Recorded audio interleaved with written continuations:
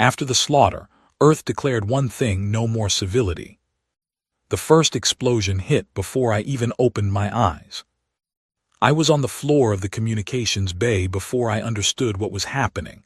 The lights were gone. The walls were shaking. Somewhere above me, something massive tore apart with a sound that I felt in my chest rather than heard with my ears.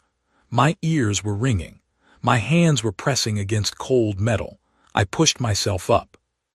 Outside the viewport, the sky above Vareth Prime was on fire. Not a small fire, not an accident. The orbital station that had welcomed us 3 days ago was coming apart in slow, beautiful, terrible pieces. I watched a transport ship, one of ours, full of civilian aid workers, spin away from the debris field and vanish into the dark. No distress signal, no time for one. My name is Yeva Solis. I am a commander in the United Earth Federation's 9th Expeditionary Force. I have served for 14 years. I have seen conflict. I have seen the aftermath of conflict. I thought I understood what loss looked like. I did not understand anything yet. I grabbed the nearest railing and pulled myself to the emergency comm panel. Static, then voices. Dozens of voices speaking over each other, all of them saying versions of the same thing. They are everywhere. They are not stopping. There is no warning. There was never any warning. The Kareth Dominion had arrived. Not with a message, not with a demand, with a fleet so large that it blocked the light of the system star for 11 minutes before anyone on the surface realized what the shadow was. We had 3,000 soldiers on Vareth Prime. We had 40,000 civilians, aid workers, diplomats, engineers who had come to help rebuild a region of the planet damaged by storms, teachers, medical staff, people who had packed their bags thinking they were going on the most meaningful journey of their lives. The Kareth had been told for years that humanity was a soft species, a middle-tier civilization that preferred talking to fighting, a people who would rather sign a document than fire a weapon. They had watched us send peacekeeping missions. They had watched us negotiate with species that had threatened us. They had watched us apologize when our ships came too close to their border zones. They had formed a conclusion. They were acting on it now.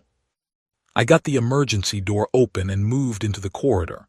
Lieutenant Owen Pratt was already there, pressed against the wall, his face pale, blood on his sleeve that was not his own. He looked at me and said nothing. There was nothing to say. We both heard it, the sound coming from the plaza 3 floors below, a crowd of people, running, and behind the running something else, a systematic, mechanical sound. The Kareth were not taking prisoners. I grabbed Owen's arm and we moved, down 2 flights of service stairs, through a supply corridor, through a maintenance hatch that dropped us into a drainage channel that ran beneath the central plaza. The channel smelled of recycled water and old metal. It was low enough that we had to crouch. We kept moving. We found the others the way survivors always find each other in those moments, by following the sound of quiet breathing and trying not to make any of our own. 17 people were already in the channel when we arrived. By the time we sealed the hatch above us, there were 19. A medic named Clara Webb, a young engineer named Pete Harlow, 2 soldiers from the ground team. The rest were civilians whose names I would spend weeks learning.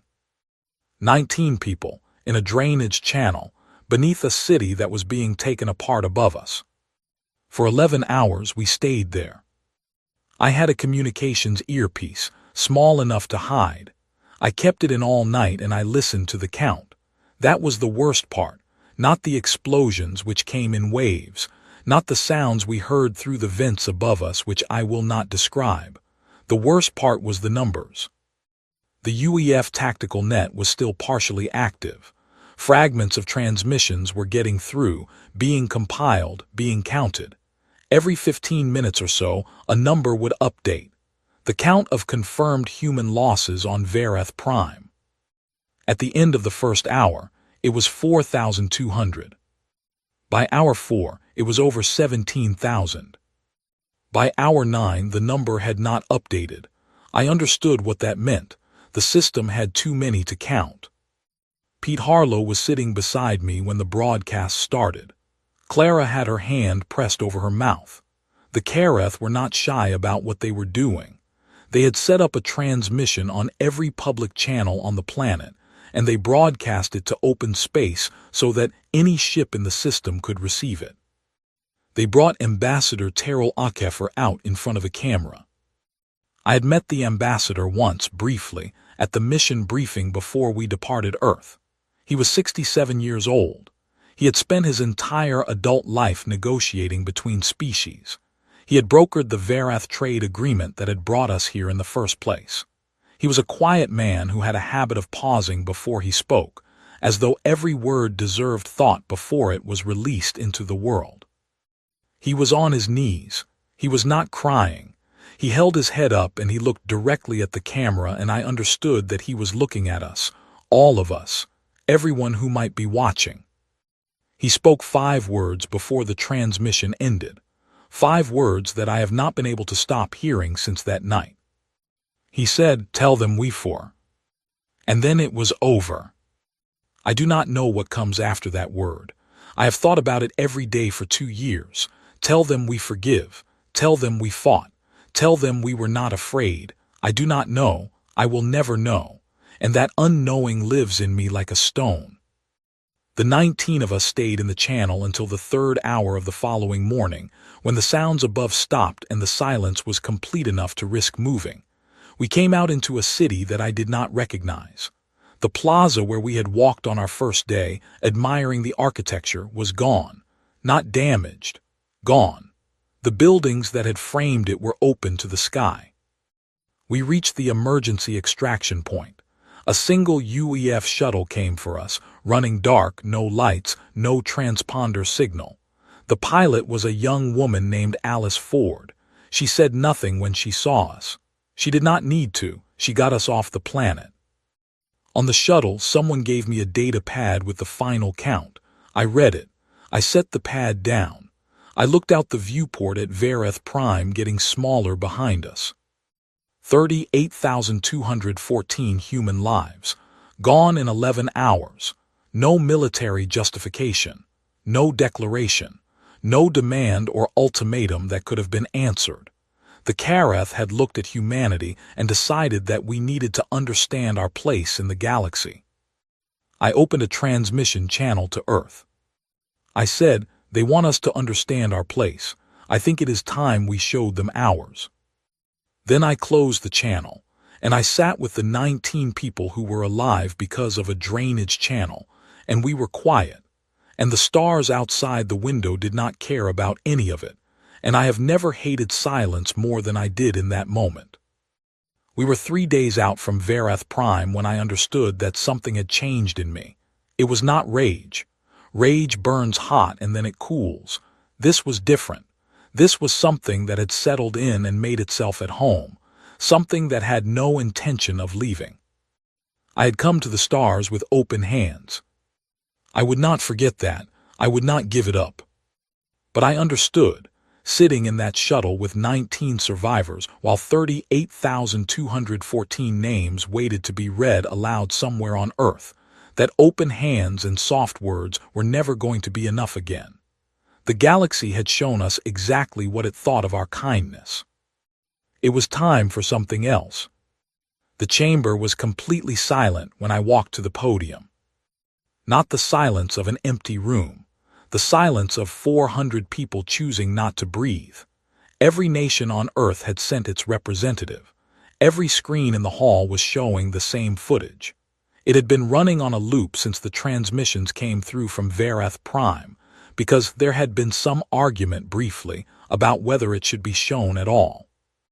The argument did not last long. The footage was already everywhere.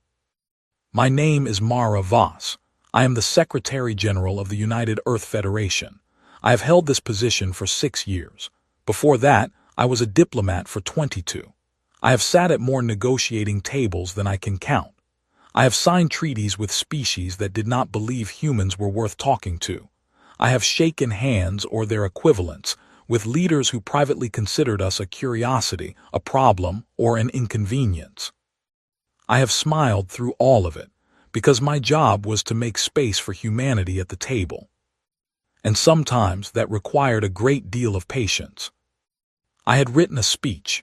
It had taken me 30 hours of careful, measured language designed to express grief without aggression, to demand accountability without escalation, to make clear that Earth was angry while also making clear that Earth remained committed to the frameworks of galactic law. It was a good speech. I had shown it to 4 advisors, and they had all agreed it was exactly what the moment required. I had the pages in my hand when I walked to the podium. I set them down on the surface in front of me. I looked out at 400 faces, and beyond them, at the cameras that were transmitting this moment to every nation on Earth and to every UEF installation in settled space. Then I looked down at the speech, and I thought about Terrell Akefer. Tell them we four. I had known Terrell for 19 years. He had mentored me when I was a junior diplomat who did not yet understand that silence could be more powerful than argument. He had taught me that the most important skill in any negotiation was the ability to listen to what the other party was not saying. He had a daughter named Grace who was 11 years old and who had drawn him a picture before he left for Verath Prime, a picture of the 2 of them standing in front of their house. He had kept it folded in his jacket pocket. I thought about Grace. I thought about 38,214 names.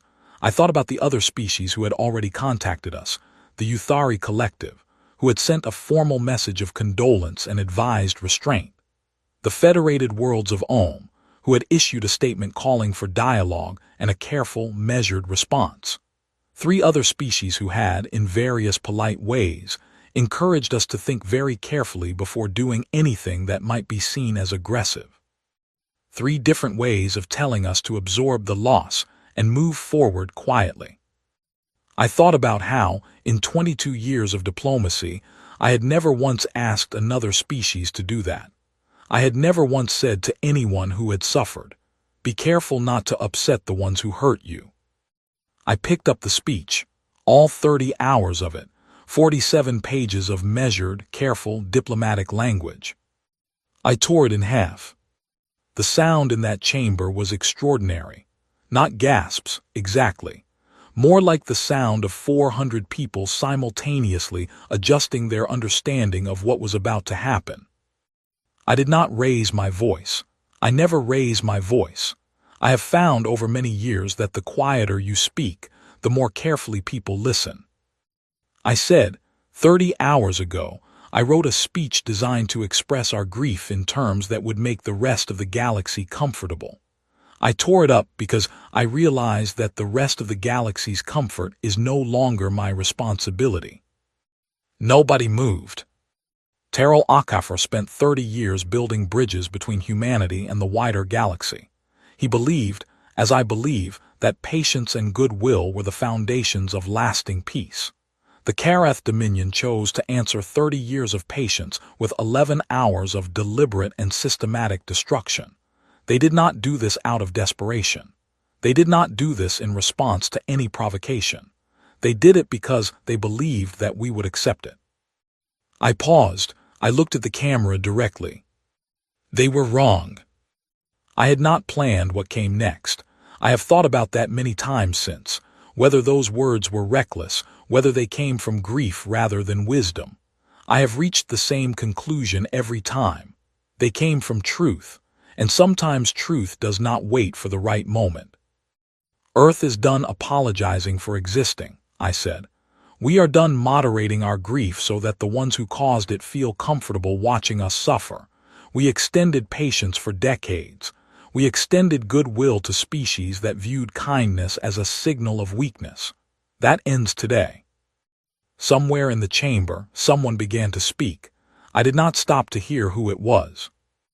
We will not be issuing a diplomatic protest. We will not be requesting a tribunal. We will not be asking the galactic community to pass a resolution expressing their concern. We have heard what galactic concern sounds like. It sounds like advice to stay calm. I looked at the representatives of the Uthari Observer delegation. They were sitting in the 3rd row, They had very expressive faces. I watched them understand what was happening. Humanity has one message for the Karath Dominion, and it is this: we are coming, not to negotiate, not to demand reparations, not to ask for acknowledgement.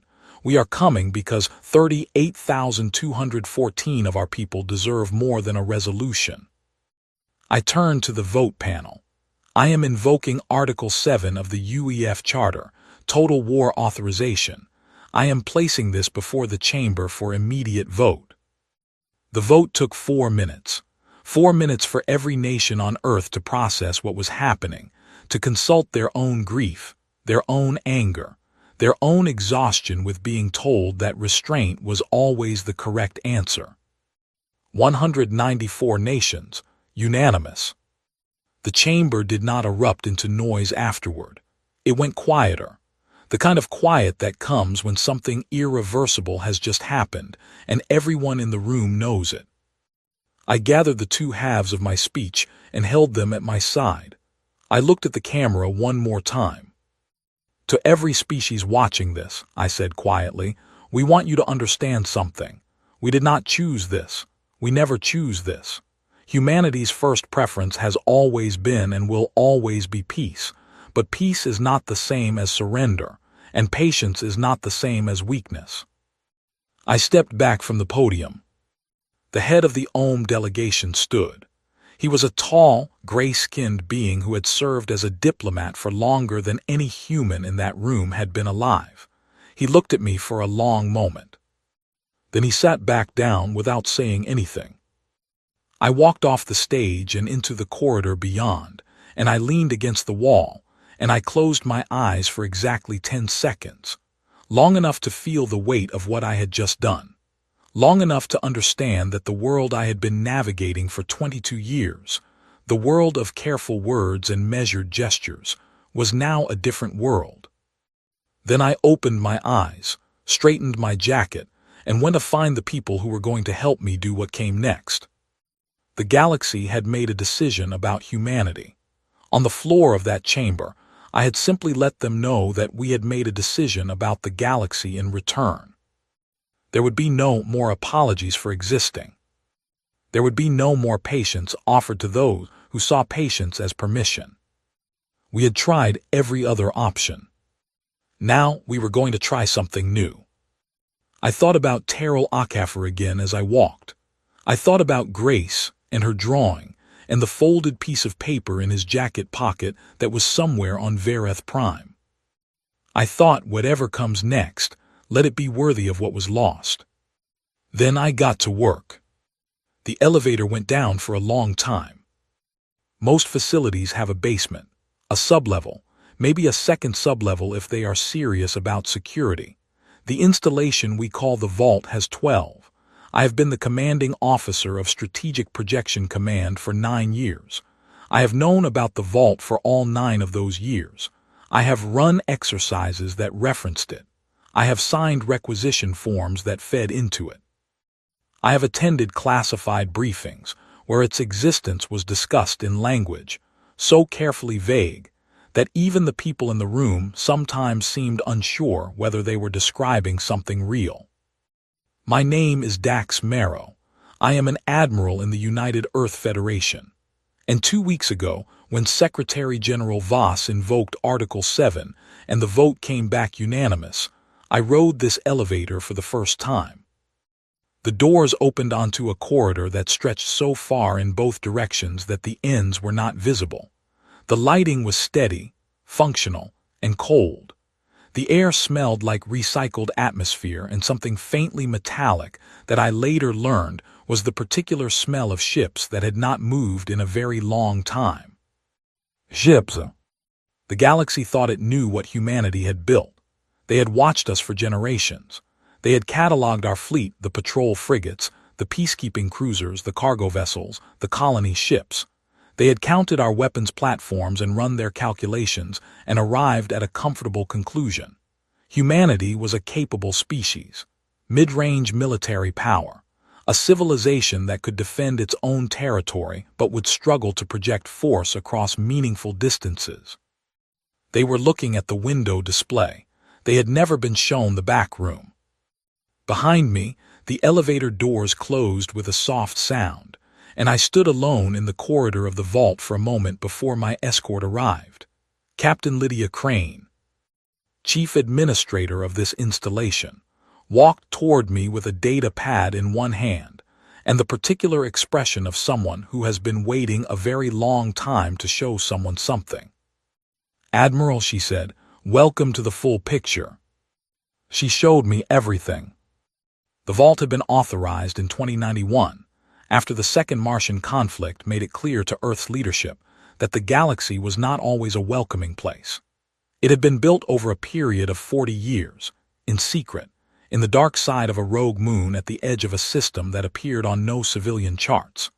It had been funded through budget allocations so carefully distributed across different departments that no single oversight body could see the whole shape of what was being built. It was not a weapons depot. It was not a military base. It was a philosophy made physical. The philosophy was this: humanity would always choose peace first, but if peace ever failed completely, irreversibly, catastrophically, humanity would not fail alongside it. The ships were the first thing I needed to understand. Lydia took me to the main dock level. The ceiling was 40 meters above us. The dock floor stretched the length of a small city, and the ships, I stood there for almost a full minute before I was able to speak again. We had called them the Ruin class during the early design phase. The name had seemed dramatic at the time. It no longer seemed dramatic. The smallest vessel in the primary bay was larger than any warship Earth had ever fielded publicly. The largest would not fit in any conventional dock because they were not designed to enter planetary atmospheres or standard orbital approach. They were siege platforms. They operated in deep space and they stayed there, and if you were on the receiving end of one, you did not think about the name anymore. You simply understood it. "How many?" I asked. Lydia told me. I had to ask her to repeat the number. She repeated it without expression, which was the expression of someone who had long since processed the number and arrived at the other side of it. Beyond the ships, there were the support systems, the drone construction bays, which could produce autonomous combat drones faster than any enemy fleet could track and respond to them. The mass driver platforms, which were not housed here but were positioned dormant at coordinates I was now being given for the first time. Platforms large enough that their projectiles could reach speeds that made the word projectile feel insufficient. And the ground forces. Every veteran reserve program Earth had run for 50 years. Every enhanced combat initiative that had been authorized quietly, maintained quietly, kept ready with the same patience that the diplomatic corps had kept negotiations going. Human soldiers who had been training for a conflict that no one in the diplomatic wing had ever intended to allow. I walked through all of it for 6 hours. Lydia answered every question I asked, and several I had not thought to ask yet. At some point, I stopped asking questions and simply walked and looked. A young officer joined us at hour 4. His name was Ben Carver. He was 26 years old and had graduated from the academy 8 months ago. He had been assigned to the vault as a logistics coordinator, which meant he had been down here long enough to know what he was looking at but young enough that the weight of it still showed on his face. At some point he fell into step beside me, and we walked in silence for a while, past a row of vessels that were finished, fueled, and crewed. Because the crews had been here too, rotating, training, waiting, and then Ben said something that I have thought about many times since. He said, "Sir, are we the good people in this?" I did not answer immediately. I kept walking. I looked at the ships. I thought about Vereth Prime. I thought about 38,214 names. I thought about the Uthari who had advised restraint. I thought about the Karath who had expected us to accept what they had done and adjust our behavior accordingly. Then I stopped walking and looked at Ben Carver, who was 26 years old and deserved an honest answer. "We were," I said, "and we will be again when this is finished, but right now we are the necessary thing, and necessary things are not always comfortable things. He nodded slowly. I could see him putting that somewhere inside himself, finding a place where it would fit alongside everything else he was carrying. We finished the walk. At the end of it, I went to the command center and I opened a fleet-wide channel. The crews on every ship in the vault, thousands of people who had been waiting for this moment, with a patience that had probably felt, on many days, like it might never be rewarded, were listening. I did not give a long speech. Long speeches are for history books, and I have always found them suspicious in real time. I said, "You know why we are here. You know what happened at Verath Prime. You have been ready for a long time. Today, ready becomes moving. We depart in 12 hours. Coordinates will be distributed to all navigators. Our destination is Karath home space." A pause. We are not going to ask for anything. We are not going to negotiate anything. We are going to make something very clear to the Karath Dominion, and through them to every species watching, that the way they treated us at Verath Prime was the last time anyone in this galaxy will make that particular mistake. I closed the channel. 12 hours later, the first fleet emerged from the vault into open space. No call sign, no ceremony, no declaration broadcast to the wider galaxy. We left quietly, the way you leave when you have nothing left to prove to yourself and everything to demonstrate to someone else. The stars were very bright. The Karath home system was very far away. Neither of those things was going to be a problem. 97 days. That is how long it took. I know because I counted every single one of them, not because I was eager for them to end, but because I wanted to remember.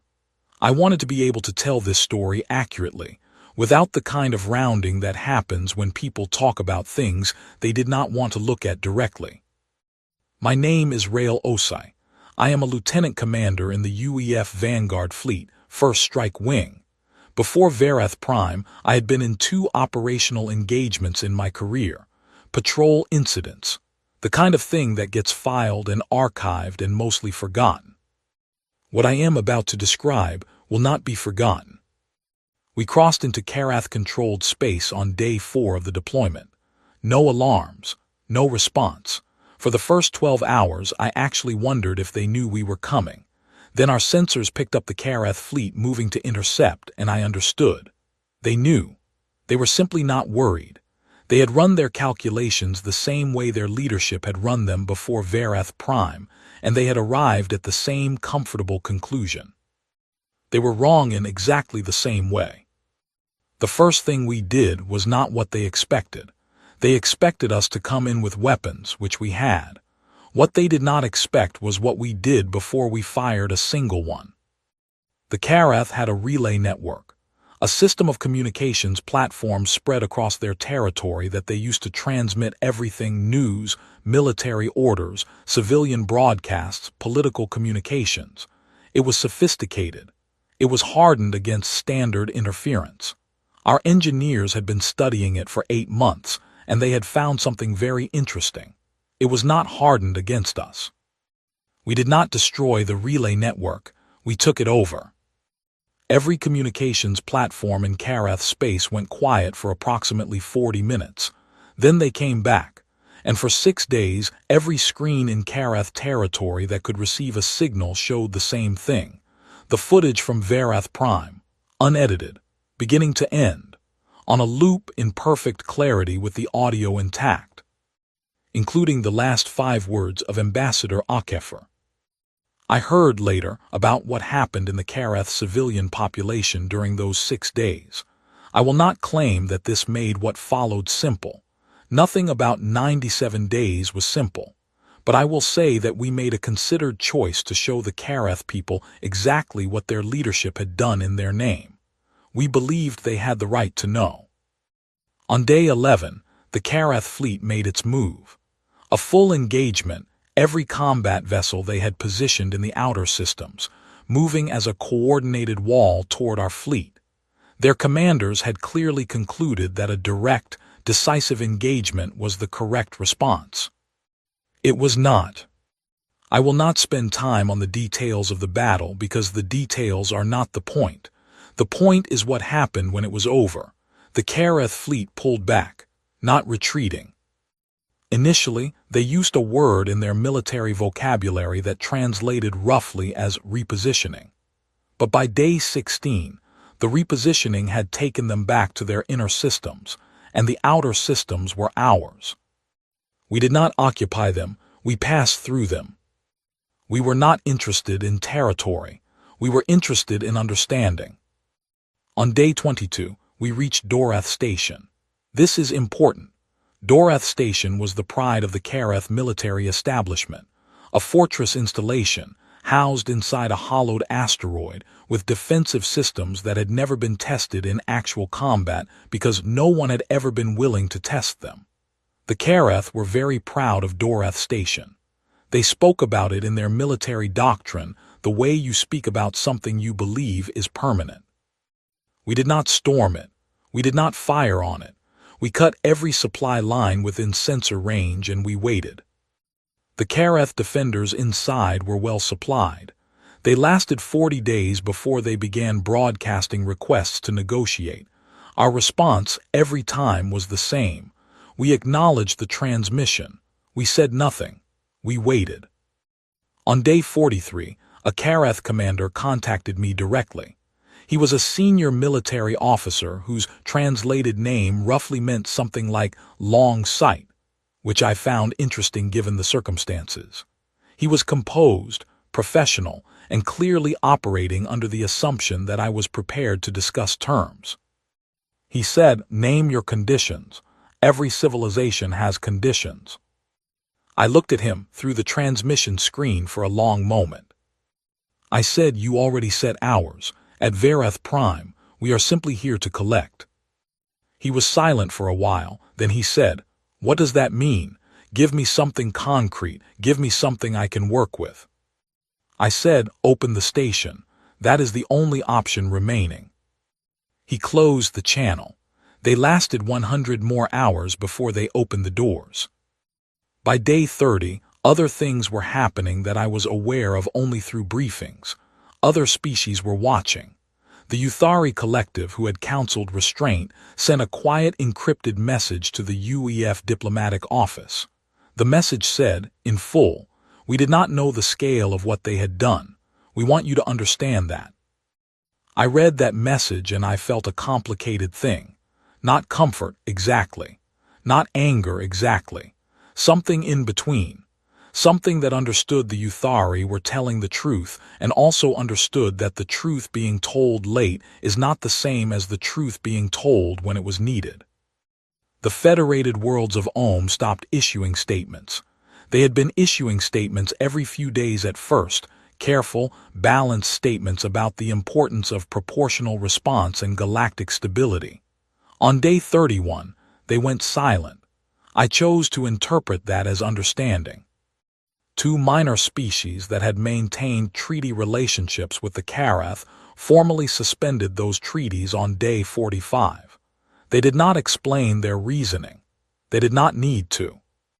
On day 60, something happened that I was not expecting. A civilian transport arrived at the edge of our fleet's perimeter, Kareth registry, no weapons, broadcasting a civilian distress signal. We brought it in. On board were 200 Kareth civilians who wanted to make clear that they had not chosen what their leadership had done.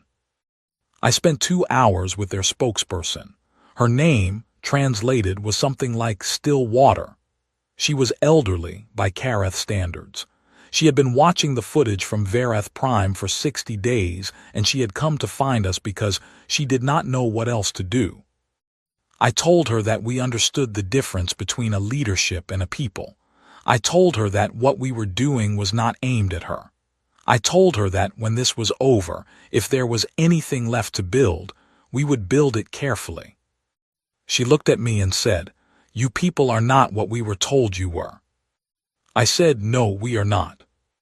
We gave them food, medical care, and safe passage back to the Kareth inner worlds.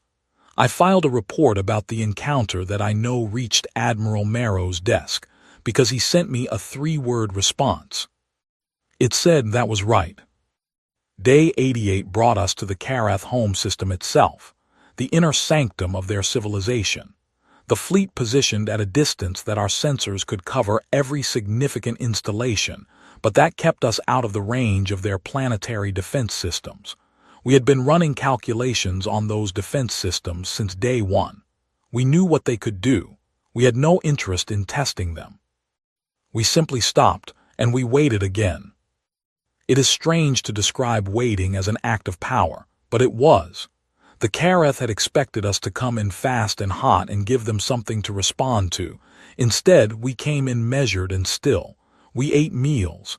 We ran maintenance cycles. We slept in shifts. We waited. The fleet held its position for 9 days. On day 97, the Karath Supreme Council broadcast a full and unconditional surrender to every communications channel in the galaxy. Not just to us, to everyone. I think they wanted witnesses. I think they understood, finally, that the conversation they needed to have was not just with us. They did not address the broadcast to the United Earth Federation. They did not address it to UEF Strategic Command. They addressed it to humanity. Just that word, humanity. The word choice told me everything I needed to know about how their understanding of us had changed between the moment they arrived at Vareth Prime and the moment they transmitted that broadcast. I sat in my cockpit for a while after the transmission came through. I watched my crew on the screens around me. Most of them were quiet. A few were talking to each other. One of my pilots, a young woman named Kara Cole, was crying. Not from relief, I think. From the particular exhaustion that arrives when something that has required everything you have is finally, actually over. I thought about the 97 days. I thought about everything we had done and everything we had chosen not to do. I thought about the Karath civilians on the transport. I thought about the relay network showing footage for 6 days. I thought about 40 days of waiting outside Dorath Station. I turned on my personal log and I said the last thing I recorded during the campaign. I said, "It took them 97 days to understand what we figured out about ourselves in 11 hours on Vareth Prime. I do not know if that makes us stronger or just more prepared to suffer. Maybe both. Maybe that is what it means to be human. We carry the weight and we keep going, and eventually the carrying becomes the point." Then I closed the log, and I told my wing to begin the return flight. Behind us, the Karath home system looked very small against the dark. The square was finished in the spring. They had rebuilt it from what the Karath left behind, which was not much. The original architecture had been known for its curved stone facades and the way they caught the morning light of Vareth Prime's sun and turned it a particular shade of warm gold. Most of that was gone.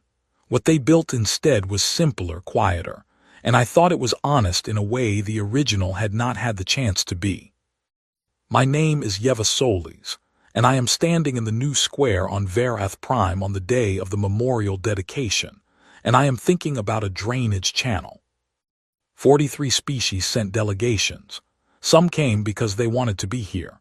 Some came because they understood that being absent would send a message they were not prepared to send. A few, I suspected, came because they were still trying to understand what had happened over the past 2 years, and being present felt like a way of beginning to figure it out. I was comfortable with all of those reasons. I was not particular about motivations today. The memorial itself stood at the center of the square. It was not tall. It was not dramatic. It was a long, low wall of dark stone, and carved into that stone, in the smallest lettering that was still clearly readable, were 38,214 names. A team of artists had spent 6 months completing it. I had visited the workshop once during the process, and I had watched a woman named Helen Gray carve a name I did not recognize into the stone with a precision and care that made me understand she was treating each one as though it were the only one. I had walked the full length of the wall that morning before the ceremony began, before the delegations arrived, when the square was quiet and the sun was doing what the architects had hoped it would do with the light. I read names for 2 hours. I did not finish. I will go back and finish someday. I think it matters to finish. Secretary General Voss was here. She had aged in 2 years in a way that was visible without being diminishing. She looked like someone who had carried something heavy for a long time and had set it down, and was now learning what it felt like to stand at full height again. We spoke briefly before the ceremony. She said, "I still think about what I would have done differently." I said, "I know," she said. "I do not think there was something to do differently." I said, "I know that too." Admiral Marrow stood at the far end of the platform in his dress uniform. He was not comfortable in dress uniforms.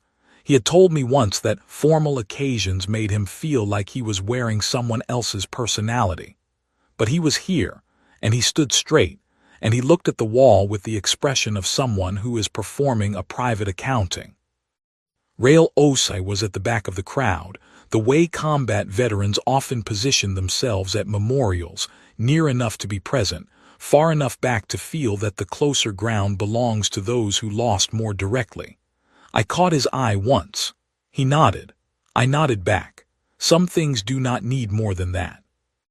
The ceremony itself was handled by people more suited to ceremony than I am. There were readings. There was music. There were short addresses from several of the delegation leaders, some of whom said things that were genuinely moving, and some of whom said things that were clearly composed by people who had been briefed on what moving sounded like. When it was my turn, I had not planned to speak. I had been listed on the program as an attendee, not a speaker. But at a certain point, standing in that square with 38,214 names behind me, and the morning light doing its work on the stone, I walked to the front. I kept it short. I have learned that the most important things rarely require length. I said, "Humanity came to the stars because we believed the stars were worth coming to. We came with the idea that the galaxy was large enough for everyone, and that patience and goodwill were the right currencies to spend. We have not changed that belief. We will not change it." A pause. What we have changed is our understanding of what patience means. Patience is not permission. Patience is not an agreement to accept whatever is given to us and remain quiet about it. Patience is a choice. It is a generous choice. And when that generosity is treated as weakness, we have learned that we are capable of something else. We did not enjoy learning it. We are not proud of having needed to learn it, but we are not ashamed of it either. I looked at the wall. To the 38,214 people whose names are on that stone, you did not come here to become a lesson. You came here because you believed in something. We carry that belief forward. We will not put it down. I stepped back. I was not expecting what happened next. It was not applause. Applause would have felt wrong. It was something quieter, people standing. Not all at once, not in the orchestrated way of a prepared ceremony, but one by one, starting from no particular point in the crowd and spreading outward, until the entire square was on its feet and there was no sound except the wind. I stood there for a moment, and then I walked off the platform before I said something I had not planned. I found a quiet edge of the square and stood there for a while, watching people move through the space. It was a strange experience, watching a memorial become a place, watching it shift from a concept into something that people walked through, stopped in, sat beside. That transformation matters. Memorials that remain only sorrowful become shrines. Memorials that become places become conversations. An elderly Uthari scholar came to speak with me. He had been part of the delegation that advised restraint. He was not the same individual who had sent the official message. He had come separately, personally, without official credentials. He said he had asked to be included in the delegation and been told it was not appropriate. He had come anyway, as a private citizen of the collective. He said, "I want to tell you that I have spent 2 years reading accounts of Verath Prime, reading the testimony of survivors, reading the final transmission records." He paused. "We failed you. The collective failed you. We gave advice that served our preference for calm rather than your need for support. I am sorry." I looked at him for a while. He was old, genuinely old, the kind of old that accumulates weight in the eyes. He meant what he said. I said, "I accept that." He seemed surprised. Perhaps he had expected more. Perhaps he thought I would reject the apology or offer a counter-accusation. I had no interest in either.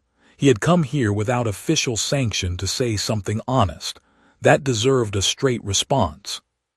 "I accept the apology," I said. "What I would ask, going forward, is not forgiveness of the past but different behavior in the future. When something like this happens, and we do not know that it will not happen somewhere else, to someone else, we would ask that the first response from your people is not a calculation about stability. The first response should be the right one." He nodded slowly. "I believe you are correct," he said. "I will do what I can." We shook hands, which is a human gesture that he had learned specifically for this visit. He had looked up how to do it. I noticed his grip was careful and correct. Later in the day, the young Uthari diplomat I had walked away from 2 years ago in Geneva found me again. She was part of the official delegation now. She had been promoted twice since Geneva. She walked up to me with the directness of someone who has been thinking about a conversation for a long time and has decided to stop postponing it. She said, "I owe you more than an apology." I said, "Tell me what you think you owe." She said, "I was the voice in Geneva that voted for the restraint position within our delegation. I believed it was correct. I believed that your grief was making your judgment reactive." She paused. "I have thought about that every day since. I was wrong about what I believed, and I was wrong about why I believed it. I thought I was being wise. I was being comfortable. There is a difference." I looked at her for a long time. This was different from the elderly scholar. He was offering personal accountability for a collective failure. She was offering something harder, accountability for a choice she had made herself, for reasons she had now examined and found wanting. "What changed your mind?" I asked. She said, "I watched what you did, not the military action specifically. I watched how you did it. You showed the Kareth people what their government had done. You gave their civilians safe passage. You waited outside Doreth rather than attack it. You fought like people who were angry but not people who had stopped thinking." She paused. "You fought like people who still believed in something, even while fighting. I had assumed those things were mutually exclusive." I said, "They almost are. We were not perfect. There were moments in those 97 days that I am not proud of and that will not make the official histories. We are not a story. We are people." She said, "That is what I mean. You are people. We kept calculating you like a variable." I thought about that. I said, "Do not do that again, with us or with anyone." She said, "We will not." I believed her. The square was quieter by late afternoon. Most of the delegations had moved to the formal reception in the reconstructed civic building nearby. I stayed in the square. There was something I had wanted to do when it was less crowded. I walked the wall again, slower this time. I read names. I found 2 of the 19 survivors from the drainage channel.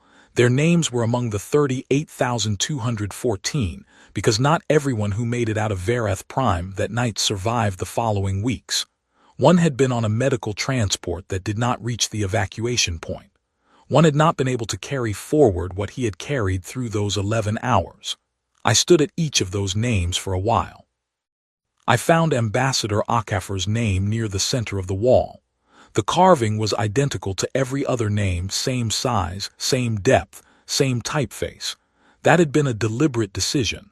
No hierarchy of loss. No names in larger letters because the person had been famous or important. Every name the same. I put my hand flat against the stone next to his name, and I finished the sentence for him, quietly, in my own head. "Tell them we forgive." Maybe, I do not know. I do not know what he would have said, and I will not pretend I do. But I am a person who needs things to resolve, and so in the privacy of my own mind I let it resolve as grace. Then I stepped back. I had a final meeting before my transport departed.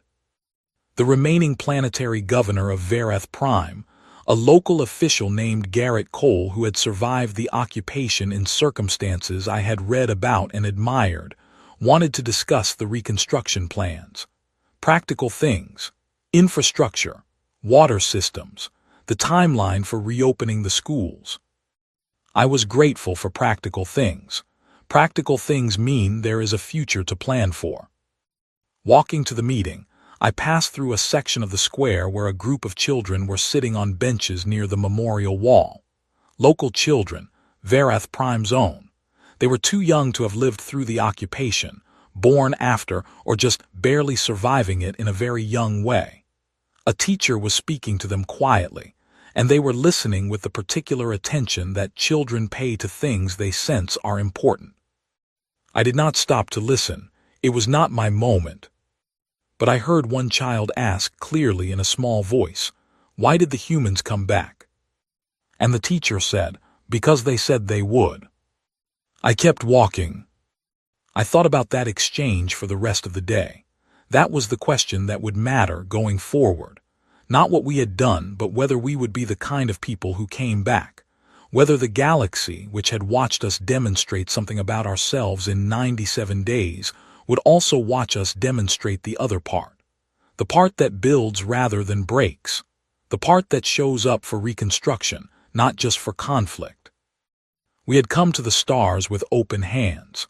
I believe that still. I believe it the way you believe things that have cost you something, not easily, not without the weight of what the belief required, but stubbornly, because giving it up would mean that everything lost was for nothing. The galaxy knows what we are now, all of it. The patience and the capability beneath the patience. The preference for peace and the ability to pursue something else when peace is refused. They know that our open hands are a choice, not a limitation. I think that is the right thing for them to know.